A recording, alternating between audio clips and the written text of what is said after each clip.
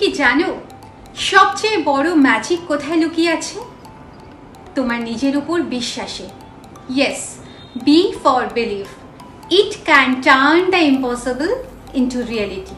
একটা শুঁয়োপোকা, সে কিন্তু জানে না সে পরবর্তীকালে প্রজাপতি হবে, তবুও সে মাটি থেকে নিজেকে গুটিয়ে রাখে, আত্মবিশ্বাসে নিজেকে জড়িয়ে রাখে, তারপর একদিন প্রজাপতি হয়ে ডানা মেলে উড়ে যায়। Believe is not about proof, it's about inner knowing.